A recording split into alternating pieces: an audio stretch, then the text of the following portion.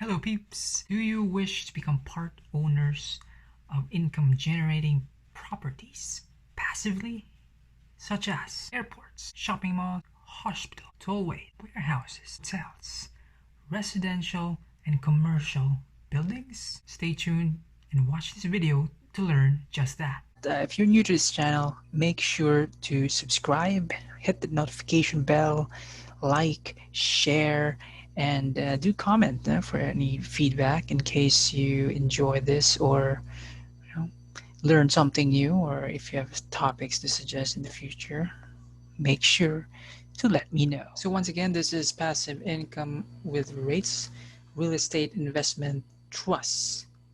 On my previous video last week about 4 affordable real estate investments, we had a comment. If you haven't seen this video, please make sure to check it out. So the comment was from Ronald Kakasan. He suggested to talk about some rental management and the like, corporate co-working space. So thank you for visiting, for watching, Mr. Ronald.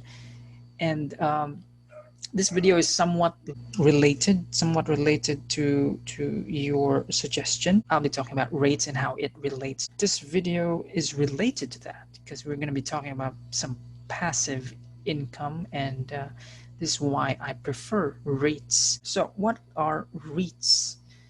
So once again, these are companies that own and operate real estate properties to generate income. So it, as I mentioned in the beginning of this video, it could be hotels, data centers, cell towers, hospitals, commercial areas, office spaces, shopping centers, apartments, warehouses, and other buildings. And this could also include the new trend of co-working spaces, because it's like micro-leasing. So that's that. And REITs provide an opportunity for everyone to get a piece of the pie. So basically, we get exposed to big budget assets, income generating assets with bite-sized budget or investment. So the type of REITs, we have commercial REITs, retail, industrial, hospitality, healthcare, and of course the REIT funds. So these are just the classifications, the typical classifications or the types of REITs. For now, unfortunately, we only have one REIT in the Philippines, which is a REIT or a REIT, depending on how you want to pronounce that. So basically, the A REIT should be under they have 3 income generating or rental properties in Makati. Most of these are mixed use, meaning they could be earning income commercially on retail, as well as like through BPO, office space rentals. How do these REITs work? So these are like hybrid types of investment, wherein it's like half real estate but then half stock market. Okay, that's not right. Okay, it's not really half real estate. It's more of the priority is real estate, and then it's accessible online through your stock market broker. And REITs are bought and sold on major exchanges just like any other stock and must pay out dividends. So by law, REITs are required to invest their income or their funds into real estate assets. So 70% investment should be in real estate assets, or at least 35% of total assets invested in real estate. So the priority is real estate. And by law, once again, they are required to at least have 90% of the net income is distributed as dividends. So that's like quarterly or annual, semi-annual disclosure and dividend release for all shareholders, depending on the number of shares of stock owned. So typically the REIT is similar to a pooled fund, like a mutual fund, wherein you have a property manager that manage properties. You have a rate manager who execute a strategy for the rate side of things, Then you have us, which is the unit holders who buy shares of the REIT and gain through appreciating asset value or through regular dividends from rent collected. And then you have a sponsor, which adds REITs to the which adds assets to the REITs. So this is the role of Ayala Land.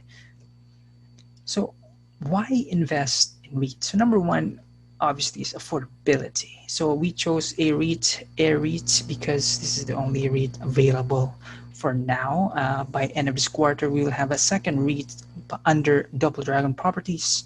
So affordability. So just imagine you can access and buy the REITs shares for 25.5 pesos per share. Of course, there's a minimum for that, but it is much more affordable compared to millions of investments and tied up money and loans, although that's not bad, towards a real property. This is just like a perspective of things. So you can see the trend.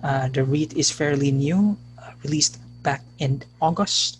So it has already appreciated. So 25.5, its current value is 27.5. So we can do some quick calculations, quick maths. So if you bought at 25.5 at 5,000 shares, you would have to invest six figures, 100K, over 100K, slightly over that.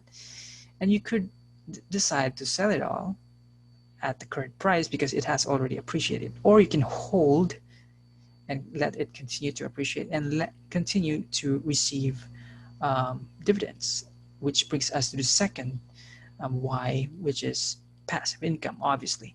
So this is just a table of the dividend records of release. So you have there during September and then recently December.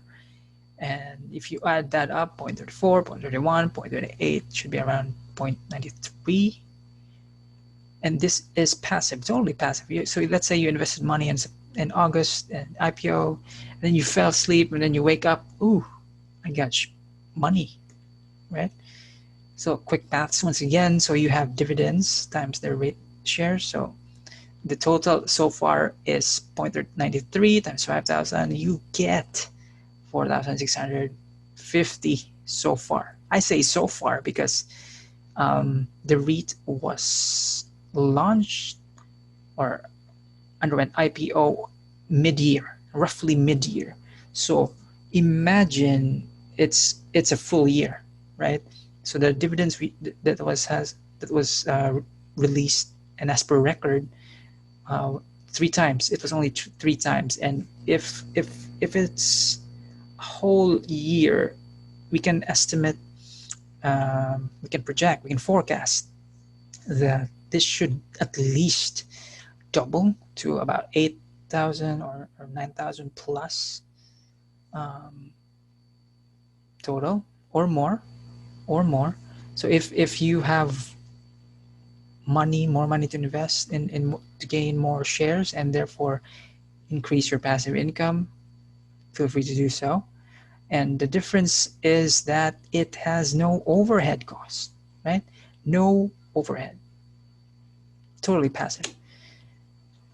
Next is why invest in REITs, diversification. So you're not invested in just one property. In a REIT, you have at least 3 properties that are already income generating. So it's not, your money is not dedicated or tied to one property. 0 contracts, obviously. You already own shares of stock if you buy and sell, like in the stock market. So you have no obligations. If, let's say, you own a physical real property and you need to have a contract with your rentee, a contract, and you have to abide by the contract, and then all that jazz about legals, technicalities. And then you also have upside potential. So our current economy, or it's fairly, I would say, fairly optimistic, but at the same time There's some aspects that are pessimistic, but there's plenty of upside potential because the REIT was launched during a global health crisis. So it could only, if you're positive, if you're leaning towards the positive end, the upside is high. And of course, if you're long term, then you have more reason to hold and invest more into REIT. Of course, it's liquid and low risk. So unlike tangible and real property, your money could get tied up for years and years.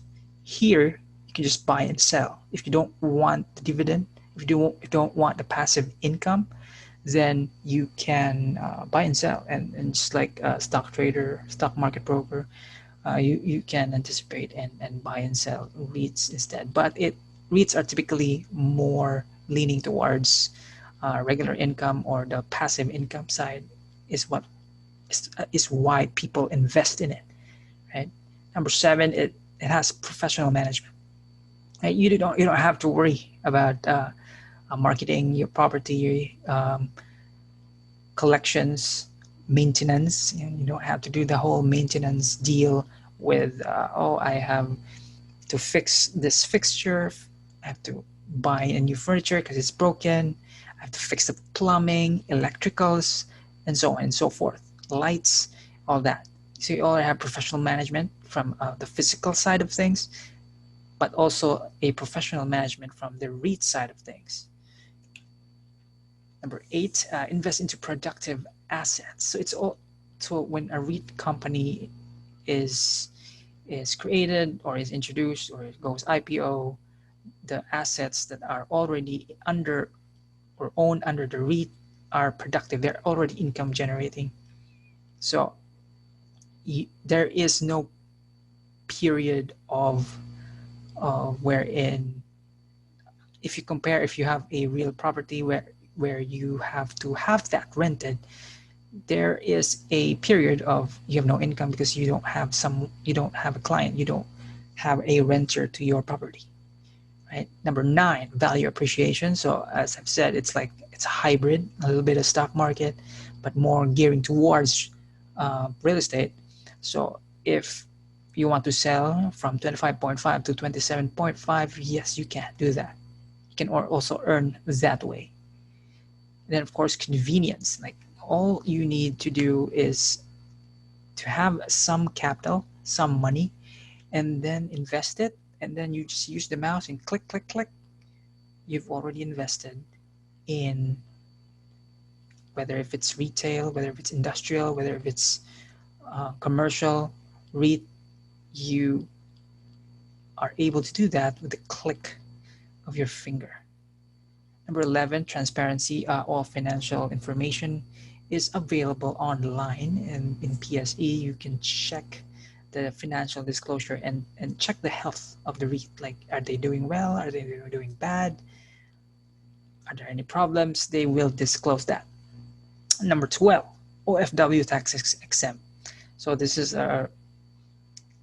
by the way, this is OFW tax exemption for the first 7 years starting 2020.